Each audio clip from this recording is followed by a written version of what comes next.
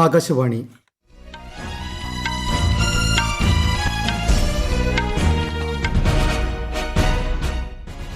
നമസ്കാരം. വാർത്തകൾ വായിക്കുന്നത് അനിൽകുമാർ.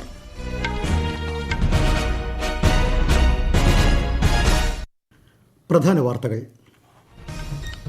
ഇലക്ടറൽ ബോണ്ടുകൾ സംബന്ധിച്ച വിവരങ്ങൾ കേന്ദ്ര തിരഞ്ഞെടുപ്പ് കമ്മീഷൻ വെബ്സൈറ്റിൽ പ്രസിദ്ധീകരിച്ചു. അരുണാചൽ പ്രദേശ് സിക്കിം നിയമസഭാ തിരഞ്ഞെടുപ്പ് വോട്ടെണ്ണൽ ജൂൺ 2 മാറ്റി. ആന്ധ്രാപ്രദേശിൽ NDA തിരഞ്ഞെടുപ്പ് റാലിയെ അഭിസംബോധന ചെയ്ത് പ്രധാനമന്ത്രി നരേന്ദ്രമോദി. രാഹുൽ ഗാന്ധി നയിക്കുന്ന ഭാരത് ജോഡോ ന്യായ് സങ്കല്പ് യാത്രയ്ക്ക് സമാപനം. ഡൽഹി ജൽ ബോർഡ് ക്രമക്കേടുമായി ബന്ധപ്പെട്ട് മുഖ്യമന്ത്രി അരവിന്ദ് കെജ്രിവാളിന് ED സമൻസ്. വനിതാ പ്രീമിയർ ലീഗ് ക്രിക്കറ്റ് ഫൈനലിൽ അല്പസമയത്തിനകം ഡൽഹി ക്യാപിറ്റൽസ് റോയൽ ചലഞ്ചേഴ്സ് ബാംഗ്ലൂരിനെ നേരിടും. വാർത്തകൾ വിശദമായി. ഇലക്ടറൽ ബോണ്ടുകൾ സംബന്ധിച്ച് സുപ്രീം കോടതിയിൽ നിന്ന് ഡിജിറ്റൽ രൂപത്തിൽ ലഭിച്ച വിവരങ്ങൾ തെരഞ്ഞെടുപ്പ് കമ്മീഷൻ വെബ്സൈറ്റിൽ പ്രസിദ്ധീകരിച്ചു. സുപ്രീം കോടതി നിർദ്ദേശപ്രകാരം മുദ്രവച്ച കവറിൽ രാഷ്ട്രീയ പാർട്ടികൾ സമർപ്പിച്ച ഇലക്ടറൽ ബോണ്ടുകളെക്കുറിച്ചുള്ള വിവരങ്ങൾ കവറുകൾ തുറക്കാതെ സുപ്രീം കോടതിക്ക് കൈമാറുകയായിരുന്നുവെന്ന് തെരഞ്ഞെടുപ്പ് കമ്മീഷൻ പ്രസ്താവനയിൽ പറഞ്ഞു. സുപ്രീം കോടതിയുടെ ഉത്തരവ് പ്രകാരം കോടതിയുടെ രജിസ്ട്രി തിരികെ നൽകിയ രേഖകളിൽ ഡിജിറ്റൽ രൂപത്തിലുള്ള വിവരങ്ങളാണ് കമ്മീഷൻ പ്രസിദ്ധീകരിച്ചത്. ചണ്ഡീഗഡ് പാർലമെന്റ് മണ്ഡലത്തിലേക്കുള്ള തെരഞ്ഞെടുപ്പ് ജൂൺ 1 നടക്കുമെന്ന് കേന്ദ്ര തെരഞ്ഞെടുപ്പ് കമ്മീഷൻ അറിയിച്ചു. രാഷ്ട്രീയ പാർട്ടികൾ തെരഞ്ഞെടുപ്പ് പെരുമാറ്റച്ചട്ടങ്ങൾ കൃത്യമായി പാലിക്കണമെന്നും അനിഷ്ട സംഭവങ്ങൾ ഒഴിവാക്കണമെന്നും കേന്ദ്ര തെരഞ്ഞെടുപ്പ് കമ്മീഷൻ വ്യക്തമാക്കി. അർജുന അവാർഡ് ജേതാവും പാരാ അമ്പെയ്ത്ത് താരവുമായ ശീതൽ ദേവിയെ കേന്ദ്ര തെരഞ്ഞെടുപ്പ് കമ്മീഷൻ ദേശീയ ഭിന്നശേഷി ഐക്കണായി പ്രഖ്യാപിച്ചു. ഇന്ത്യൻ ഡെഫ് ക്രിക്കറ്റ് അസോസിയേഷനും ഡൽഹി ആൻഡ് ഡിസ്ട്രിക്ട് ക്രിക്കറ്റ് അസോസിയേഷനും തമ്മിൽ നടന്ന പ്രദർശന ക്രിക്കറ്റ് മത്സരവേളയിലാണ് തെരഞ്ഞെടുപ്പ് കമ്മീഷൻ പ്രഖ്യാപനം നടത്തിയത്. തെരഞ്ഞെടുപ്പിൽ യുവാക്കളുടെ സാന്നിധ്യവും ബോധവൽക്കരണവും ലക്ഷ്യമിട്ടാണ് തെരഞ്ഞെടുപ്പ് കമ്മീഷനും BCCIയും സംയുക്തമായി മത്സരം സംഘടിപ്പിച്ചത്. അരുണാചൽ പ്രദേശ് സിക്കിം നിയമസഭാ തെരഞ്ഞെടുപ്പ് വോട്ടെണ്ണൽ ജൂൺ 2 മാറ്റിയതായി കേന്ദ്ര തെരഞ്ഞെടുപ്പ് കമ്മീഷൻ അറിയിച്ചു. ജൂൺ 4 നേരത്തെ വോട്ടെണ്ണൽ പ്രഖ്യാപിച്ചിരുന്നത്. ഇരു സംസ്ഥാനങ്ങളിലും ഏപ്രിൽ 19 നിയമസഭാ തെരഞ്ഞെടുപ്പ്. ലോക്സഭാ തെരഞ്ഞെടുപ്പ് കുറ്റമറ്റതാക്കാൻ ശക്തമായ നടപടികളാണ് തെരഞ്ഞെടുപ്പ് കമ്മീഷൻ സ്വീകരിച്ചിരിക്കുന്നത്. വിശദാംശങ്ങളിലേക്ക്. പണം, മസിൽ പവർ, തെറ്റായ വിവരങ്ങൾ പ്രചരിപ്പിക്കൽ, പെരുമാറ്റച്ചട്ടലംഘനം എന്നിവ അനുവദിക്കില്ലെന്ന് തെരഞ്ഞെടുപ്പ് കമ്മീഷൻ അറിയിച്ചു. തെരഞ്ഞെടുപ്പിനിടെ എവിടെയെങ്കിലും അക്രമം നടന്നാൽ നിർദാക്ഷിണ്യം നടപടിയെടുക്കും. ഇന്ത്യൻ തെരഞ്ഞെടുപ്പ് പ്രക്രിയയെ മറ്റ് രാജ്യങ്ങൾക്ക് പിന്തുടരാനും അനുകരിക്കാനുമുള്ള മാതൃകയാക്കി മാറ്റും. വിദ്വേഷ പ്രസംഗങ്ങളും ജാതിമതാടിസ്ഥാനത്തിലുള്ള ആക്ഷേപങ്ങളും അനുവദിക്കില്ലെന്നും കമ്മീഷൻ വ്യക്തമാക്കി. 7 ഘട്ടങ്ങളിലായി നടക്കുന്ന 18ാം ലോക്സഭാ തെരഞ്ഞെടുപ്പിന്റെ ആദ്യഘട്ടം അടുത്ത മാസം 19 നടക്കും.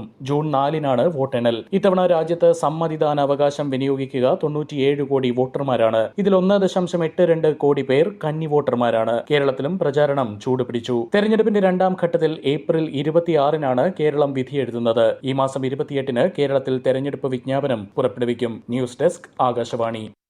കഴിഞ്ഞ 10 വർഷത്തെ ഭരണത്തിനിടയിൽ ഇന്ത്യയെ പുരോഗതിയിലേക്ക് നയിക്കാൻ NDA സർക്കാരിന് കഴിഞ്ഞതായി പ്രധാനമന്ത്രി നരേന്ദ്രമോദി. ആന്ധ്രാപ്രദേശിലെ പാൽനാട്ടിൽ NDA തിരഞ്ഞെടുപ്പ് റാലിയെ അഭിസംബോധന ചെയ്യുകയായിരുന്നു അദ്ദേഹം.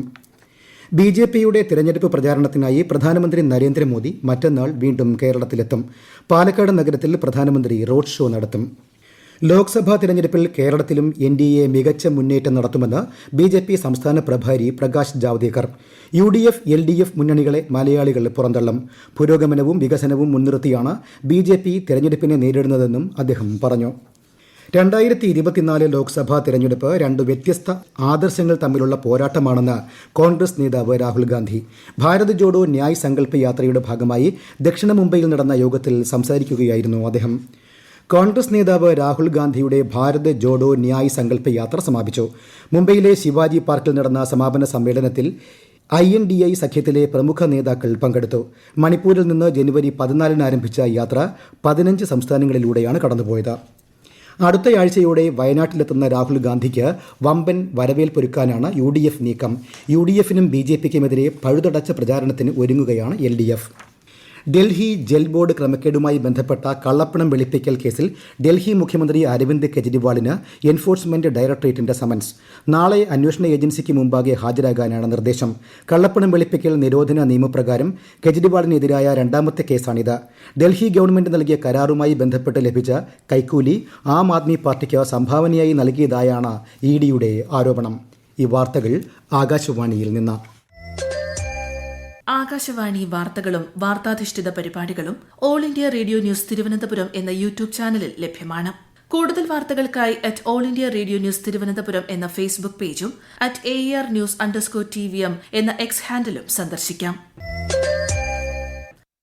ചൈനയെ മറികടക്കുന്നതിന് ആഭ്യന്തര ഉൽപ്പാദനത്തിൽ ശ്രദ്ധ കേന്ദ്രീകരിക്കണമെന്ന് വിദേശകാര്യമന്ത്രി എസ് ജയശങ്കർ ന്യൂഡൽഹിയിൽ സംഘടിപ്പിച്ച മാധ്യമ കോൺക്ലേവിൽ സംസാരിക്കുകയായിരുന്നു അദ്ദേഹം.